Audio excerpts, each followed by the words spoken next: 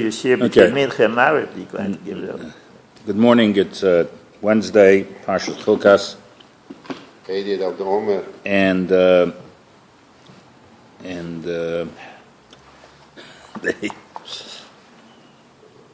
it's June 12th.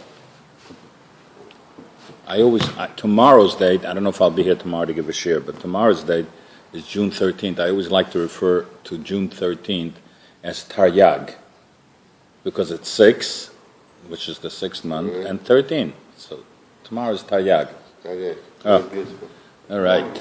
Dove came just in time.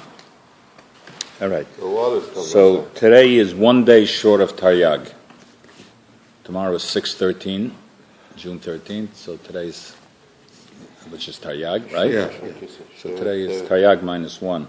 Okay. Anyway. When we ask somebody, in the Torah there's all kinds of things. We have chukim and mishpatim, and so what is chukim? Chukim is what is a chuk? Chuk is the laws that it's. But we don't understand. No reason for it. Okay, and when you ask somebody an example, everybody will give the same example. Yeah, the red cow. The what? The red heifer, the red cow. This week's Parsha, Chukas. So it's interesting that we give this. It was pointed out at the dinner in Staten Island that there's so many other things we don't understand. And shaking the lulav, you do understand? How about kashrus? Do we understand? Right, we don't understand anything. Of course. So the global answer is that A, we don't understand anything. Yeah. And B, Mila. is that even the things that we think we understand, or we think that the Torah explains to us, we really don't understand that either. Yeah. Because when you break it down, you can almost say nothing makes sense. Right. But the truth of the matter is that everything, of course, makes sense. And the Torah wasn't given. Hashem didn't make a mitzvah which makes no sense. Right. So either Hashem wanted us to trust Him blindly, which is okay, or He wanted us to try to figure out on our own. Right. And you'll have hundreds of reasons why there's a mitzvah of Parah Adumah. And don't for 1 minute believe that that's where it ends, because we still don't know, what the reason is.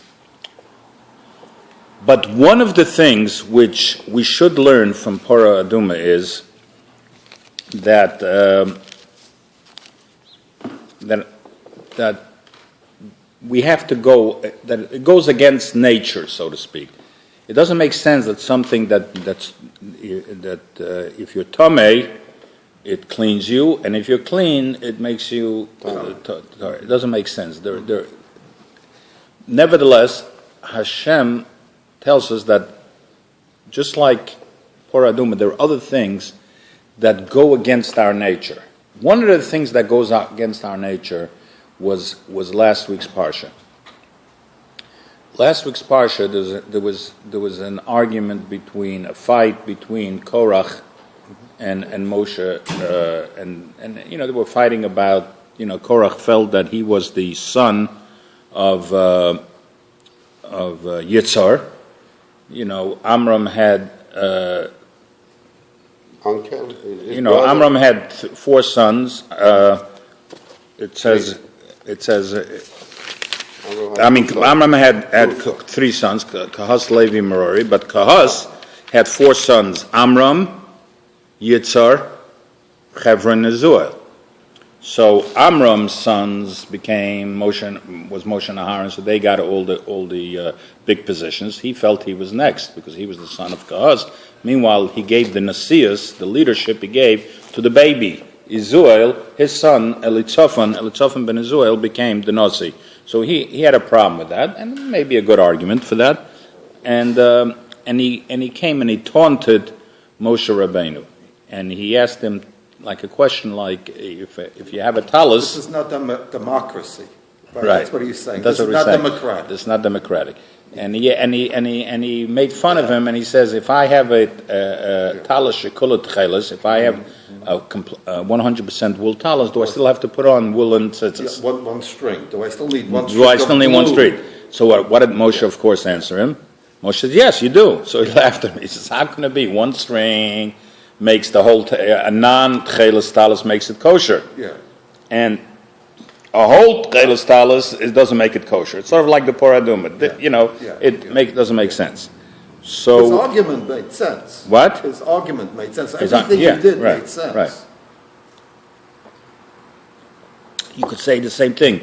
What do you need a mezuzah for? Right. You need a mezuzah to protect that you have some Torah right when you walk into the house. And here you have a Torah. And here you have a whole shul. Do you still need a mezuzah? You have a Torah, but actually you don't need a mezuzah. Right. You don't. You don't. I mean, Ikra, then you don't. But still, we put on. We put it on anyway. We put it on anyway. Yeah. But the simple answer for these type of things, but that's not what I wanted to bring out. The simple answer is that the thing with tzitzis is that we have to see it, or isimo, so you have to see it.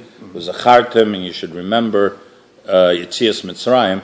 So if you can have a whole woolen thing, but if the whole beged, if the whole clothing is tchelis, you don't see it. It's not noticeable. Right. If you're wearing something that has strings hanging from it, which is tchelis, it's unusual to see it. The same thing, the whole Besmedrash could be full of svarim and sefer Torahs and everything, but it doesn't stand out. But when you have on a doorpost, it doesn't make sense to have on a doorpost the mezuzah, that sticks out. So when you come in, good morning, Bob. When you come in, it makes sense. So let's go back to, there's a Mishnah in Pirkei Avos. It talks about that there is certain machlokas, there's certain arguments which is the Shem Shemayim, which is for heavenly purposes, and certain ones which are bad. What's the example of the ones which are Shem Shemayim? Like Hillel and Shammai, right? They're arguing about Torah, each giving their own views. That's a good machlokas. Okay, what's not a good machlokas? Korach and Adato. Korach and his people. What's wrong with this? It was pointed out to me. Exactly. It should be about Korach and Moshe. You just figured it out, or you know this question? No, I heard it. You heard it? So maybe you give me a good answer. Because Moshe didn't have machloket with him. Right. Very good. Good morning, Mike. Morning, Mike. I just want to say good morning to you. How you doing? Good morning. Okay. So the answer is that like Benny said, like Moshe was not fighting with him. Fight is two sides. What? One side is no fight. Right. A fight is two sides. So you have to go against nature. It's almost impossible. Somebody picks on you, makes fun of you and everything, for you to walk away. But that's what Moshe did. He didn't answer him, and he didn't fight with him. And this is a good lesson to learn. That was the Moshe's personality. Even when Aaron came to him regarding he left his wife not being with her, Moshe didn't answer either. Yeah. Right. Well, the way to contain an argument is not to argue. Right. That was Moshe's way of handling it. Exactly. If you don't argue, there's no argument. Right. That's why right away it said Moshe was Anav Mikol Adam. Why Anav Mikol Adam? Because he had all the reason to answer his brothers. Yeah? Right. But he was... You said it, right, Mendy? I said that, yes. That he was humble from the people, not just from Hashem. Everybody, it's no big deal to be humble when you're talking to God, when you're davening. Shall I repeat the joke? The guy was davening and he was telling Hashem, the Kenzei Masa is davening Yom Kippur Nacht by Kol Nidra. He was davening, I'm nothing Hashem, I'm Gunish, this and that. So the next day, they didn't give him an aliyah. He went crazy. You don't give me an aliyah? I'm a this. So he says, what are you talking about? What do you think you deserve an aliyah? I heard you say yesterday you're nothing. I said, yeah, when I'm talking to God, I'm nothing. But between you guys, I'm the best over here, please. So Moshe, honored Mikol Odem. He was honored from the people, not from Hashem. Anyway, so what's this whole business with the talis? So we all know that tzitzis represents. Good morning, good to see you. Good morning. We know tzitzis represents the whole Torah, right? Why does tzitzis represent the whole Torah? Because tzitzis, the gematria of tzitzis is 600. 8 and 5. What? 630. No, 600. And then you 600. have the nuts. And then you have the 5 nuts and the 8 strings. The 5 and 8 is 13. So what did Korach want to eliminate? He wanted to eliminate 13. He just wanted the whole bag of the 600. He didn't want 13. Why not? It's unbelievable, this thing. You know, it says over here in the Torah, Vayikach Korach. Korach took Ben Yitzhar, Ben Kahas, Ben Levi, stops. Why doesn't it say Ben Yaakov? Yaakov, he Because said, Yaakov prayed that they shouldn't be connected. As Dov says, Rashi brings it down here, Rashi brings it down in Vachi. Don't bring me in where there's machlokas. Where your argument, don't mention my name. You know, I don't need the honor of being mentioned. When Yaakov was talking to his children, good morning, Alan. Yaakov was talking to his children. His children answered him, Shema Yisrael Hashem Elokeinu, Hashem Echad. Hashem is one.